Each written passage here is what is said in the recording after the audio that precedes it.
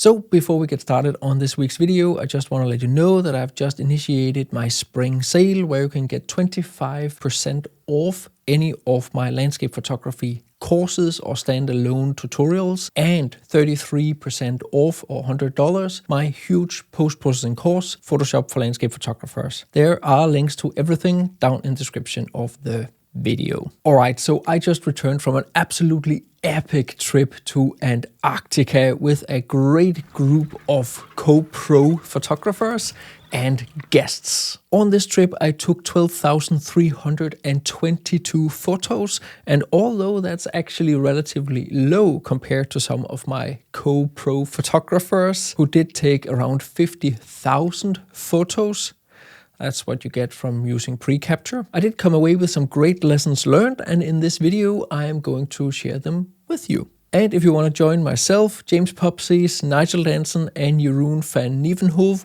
along with other pro landscape and wildlife photographers on our upcoming 2028 epic Antarctica and South Georgia 20-day photography expedition, there is a link down in the description of the video for that too. Let's get started. So the first thing I learned is more of a confirmation of what I already knew, but it does bear repeating. As there is something going on all the time around you, it's super important that you optimize towards being fast and capturing everything that you can. That means knowing your camera and how to operate it so that you can work fast and don't have to hassle around in the menus. That means using zoom lenses so you can easily punch in and out depending on what you want to photograph. That means using two camera systems, one where you can cover the wide angle to the mid focal lengths and one where you can cover the mid focal lengths to the telephoto focal lengths. And it means using your custom buttons, setting up your custom buttons and your custom modes so you can easily switch between settings that are great for wildlife photography and settings that are great for landscape photography. I have an entire video about how to set up a Sony camera. You can check that out up in the corner. So the first lesson, very much important thing, is to be able to put yourself in a situation where you can work fast. So on to the second lesson.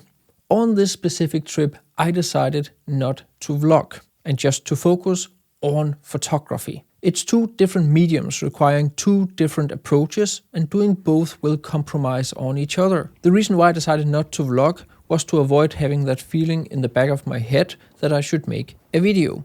I did of course take some B-roll videos, as you can see here, for the sake of being able to make a video like this, but it did free up a lot of mental capacity by not having to think about that too. It's actually a comment I sometimes get on my channel that both doing video and landscape photography at the same time, making YouTube videos and doing photography in the field, is really hard. Like obviously I've become used to it and I have my workflow, but the first time you try to both make a video and take amazing photos, you find out that it's actually really hard to juggle so many balls in the air at the same time. Now the benefit of only focusing on photography is that I'm of course much more in that mental zone, but I'm not missing out on photos, or I'm missing out on less photos because I'm constantly in photography mode rather than in video mode. So if anything special happens, which it often does in Antarctica, then I'm sure to capture it with my photography rather than with my video. A good example of these two first lessons learned is this photo here, where I was standing at the water's edge trying to line up these smaller icebergs into some kind of composition with the mountains and glacier in the background, and suddenly a penguin jumped out of the water and onto this small piece of ice. The penguin looked around for a few seconds. I managed to get like 6 photos of it, and then it jumped back into the water and was off. If you're not ready with your camera and know how to use it, then you will miss those small moments. Third lesson is photograph what you get, not what you want. Although it was my role to be the main planner of this entire photography expedition, where I prioritized a lot of really cool and epic landscape locations in Antarctica, and my mind was very much on getting some amazing landscape photos, You just never know what will happen. We missed out on one location because the swell was so high we couldn't safely land with the Zodiacs. We missed another because we couldn't get the ship through an area because of too many icebergs. And we lost a third as we had to leave Antarctica a day early because of an incoming storm in the Drake Passage that we were not going to sail through and had to get ahead of it. And that's just the reality of operating in Antarctica. However, for every location we missed out on, we got something else instead, and had I been stuck in my mind and being super disappointed about what we didn't get and not used the alternative instead to my benefit, then it wouldn't have been half as an enjoyable trip as it was. In fact, the alternatives we got actually delivered some of my favorite photos of the entire trip. You just never know what you're going to get because the conditions, the weather, the light, the amount of ice, and the wildlife is constantly changing. So instead of just focusing on getting some clean, epic landscape photos, I decided to focus my photography on getting some environmental wildlife photos instead. It is quite an obvious approach because there are just so many penguins around, and instead of having the landscapes carry the photo, it becomes more about what the wildlife is doing in the photo and having the wildlife and landscapes work together. One example of this is where these chinstrap penguins are walking and jumping along this path, and I composed the photo so the penguins would stand out on the background sea. I still capture the environment and give an impression of the epic landscape, but the photo is about this funny little jump from the penguin. Another favorite photo of mine is this lone penguin on an iceberg. Instead of zooming in and getting a portrait of it, I wanted to bring in the environment, the iceberg and the turquoise water, to show that the penguin was standing all alone on the ice. I also like the gesture of its flapping wings. Is it waving at us to save him or just waving to greet us? And this example I also really like. At one point we had this beautiful 22-degree halo in the sky, which I wanted to find some kind of foreground for. While we were on land around a penguin colony, it was obvious to find some penguins to include. I saw these three guys and they were relatively active, so I took a few different photos, and I really came to like this one because it almost looks like they're dancing and performing some kind of ritual for the sun god. And of course, just because I focused on capturing the penguins in the environment doesn't mean I didn't capture some absolutely epic landscape photos. And the weather is, of course, just something you cannot do anything about. So as a landscape photographer, it's about identifying the opportunities when they arise.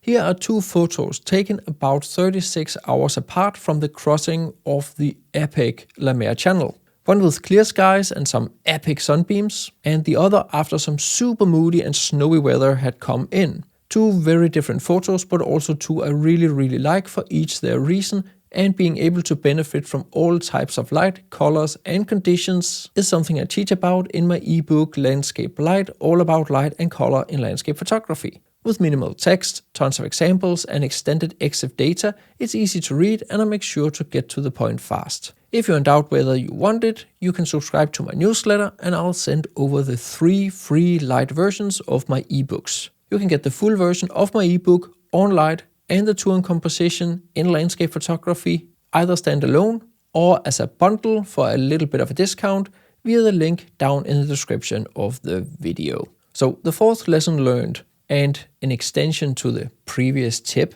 is that on this trip, I specifically also wanted to focus on quality over quantity. There's a lot going on when you make a landing in Antarctica and it can be very overwhelming. So first and foremost, just stand and observe what is going on. What are the penguins doing? How do they behave? Look around. What are the landscapes? Can you line up penguins with the landscapes? And so on. A great example of this was at this Gentoo penguin colony where we were situated along the beach. The penguins were just walking around minding their own business. Some adult penguins were chased around by the chicks, and other adults were entering the sea or coming back onto land. To begin with, I noticed the patterns of the rows of the penguins entering the water and got a couple of shots of that with the long lens, but we also noticed how the penguins were swimming very fast under the water just next to us. Because of the close proximity, we had to use the wide angles, and I figured that to cut through the glare of the water, I needed to use a polarizing filter. With a few tries, I actually managed to photograph the penguins swimming under the water. Great success. However, I also felt that without the environment, the photos were also a bit underwhelming. So I decided to zoom all the way out and go vertical to include what was going on above the surface. This was much better, and with a few tries I managed to capture both the penguins swimming past underneath the water and also the icebergs above the water. At this point we were standing several people with our mock boots in the water photographing the penguins, and as indifferent the penguins were to us, they did avoid coming too close to all the boots.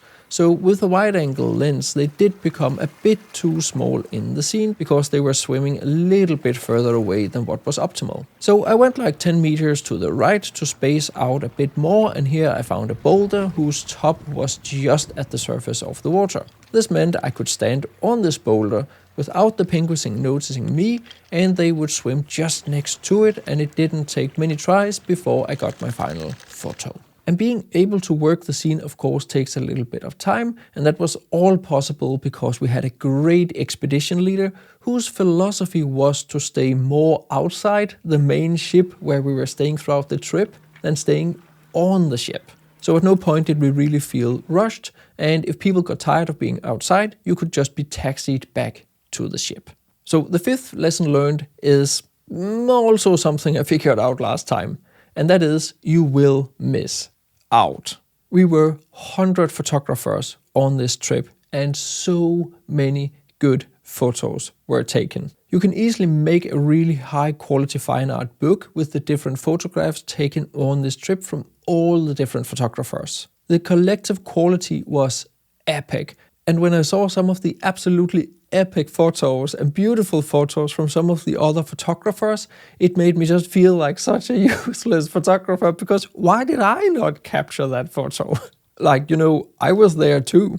But this is where it's also super important to remember, and that goes also to when you're scrolling social media, that just because someone else captures a great photo, that does not make you less of a photographer. I just captured something else, something different. And I know that me sharing my photos could make other photographers feel like missing out too. And of course, because so much is going on all the time, all the way around you, you will of course also miss out. You cannot be everywhere at once. And it is generally just a part of being a photographer, feeling like missing out. Because while we were in Antarctica, back home here in Denmark, we had like the most ridiculously amazing winter conditions that we probably had in like 30 years. We had what we call an ice winter, like the entire country just covered in ice and snow. And I'm like, it's so typical. It's each time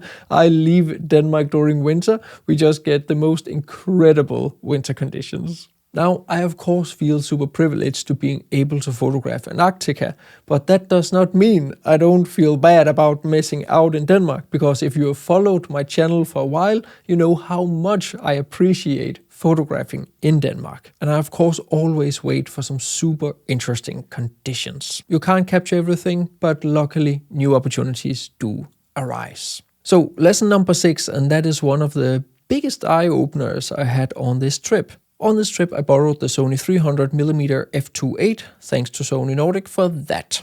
And as I mentioned, it was a bit of an eye-opener. Because f2.8 lenses, fast apertures, really does make a difference on trips like these. My Tamron 50-400mm has a variable aperture of f4.5 to f6.3, and being that slow in the long end is definitely a downside when photographing wildlife photography on darker days. When shooting wildlife, you often need a very fast shutter speed, which means you'll have to compensate with an open aperture or increased ISO with the penalty of more noise. A couple of more stops open aperture can mean the difference between photographing at ISO 3200 and ISO 12800. So basically the difference between a usable photo and an unusable photo. And we did end up in situations where f2.8 was highly beneficial.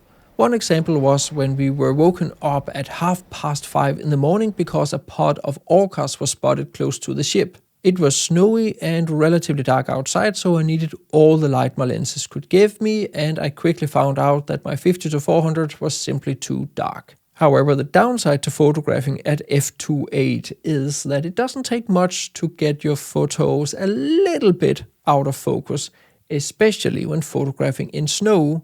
And it sadly did happen a little bit more than I'm proud of to admit, that I got some of my photos out of focus of these beautiful orcas. And not to mention, even though I was photographing at f2.8 and let's say ISO 4000, because I tried to keep the ISO a little bit low, I also had maybe a little bit too slow of a shutter speed, so I got a little bit too much motion blur in the photos. But yeah, I'm not a professional wildlife photographer, so I'll take that with me on to the next shoot. Remember, a fast shutter speed. But once you do nail that focus with a fast enough shutter speed, these Sony GM lenses are just so ridiculously sharp. Look at this photo. Not a great example, it's not going to win anything, but if we zoom into the seal's fur, it's just tack sharp down to the pixel level, and you can almost see the individual hairs. And in this example of the orcas a little bit further away from the ship, the fin is also being super tack sharp. But the open aperture in combination with the sharpness has made me realize that for situations like these types of lenses do make a massive difference. And the next time I go, it may make sense to borrow something like a 70-200mm f2.8 and then compromise on the focal range. For my regular landscape photography, where I don't need to work as fast and depends much less on the fast shutter speed, my super zooms are still my preferred lenses. So lesson number 7, surround yourself with other great photographers and learn from them. Even a street photographer can make magic in Antarctica. Besides, of course, James Popsis, my co-leader on this trip, this year we also had Roman Fox on board as one of the pro photographers, and he is a street photographer, so he's obviously approaching his photography very differently from what I do, and holy macaroni, did he take some inspiring photos.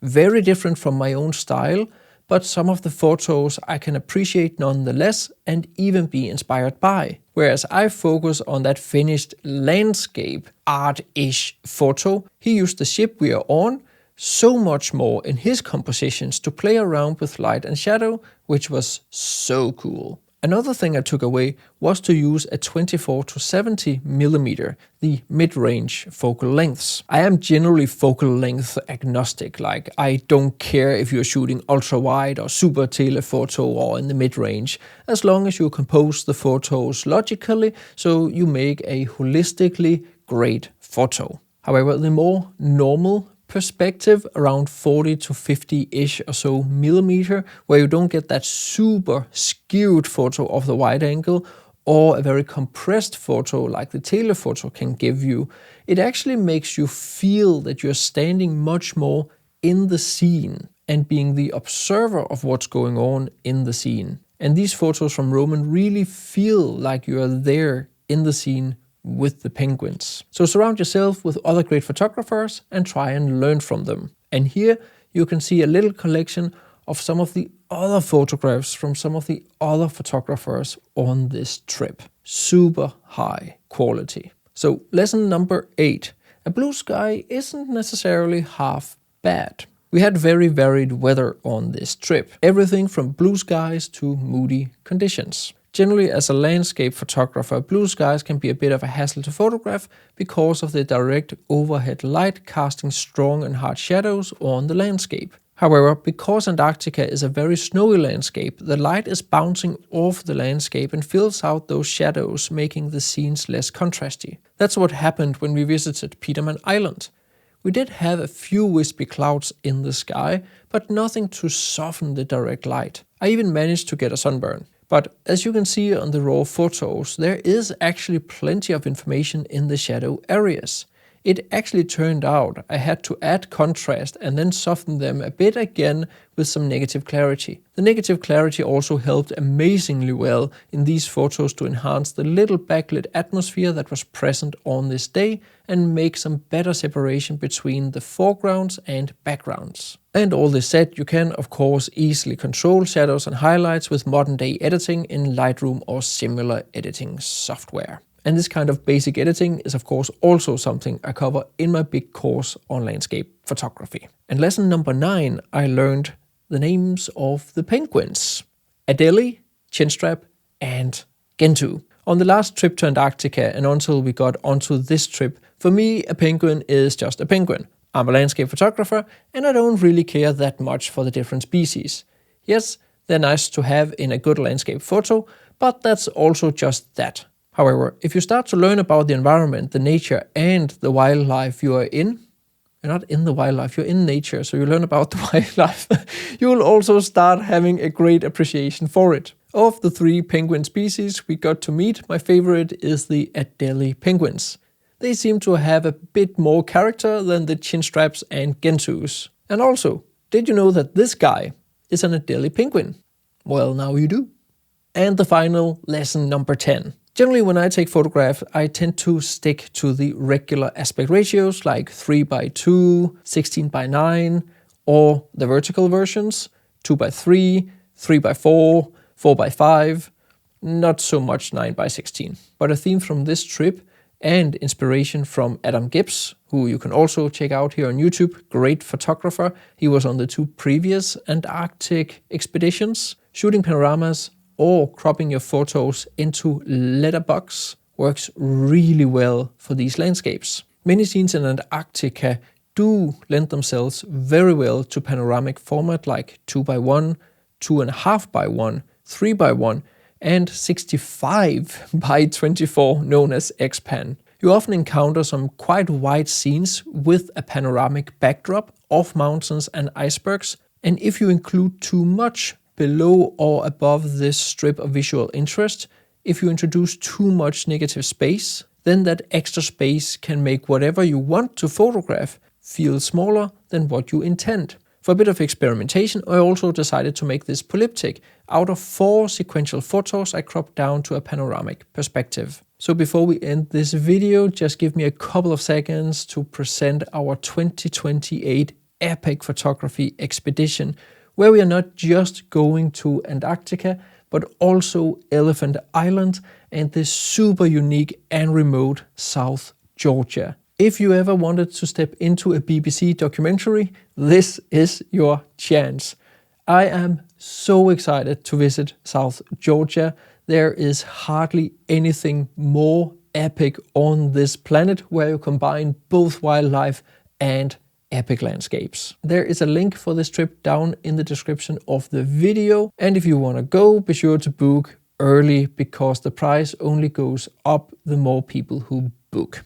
Be sure to check out this video if you want to learn some basics about aperture, and be sure to benefit from my spring sale on my educational videos. And if you want to learn more about composition and light and landscape photography, be sure to get my ebooks. See you next time.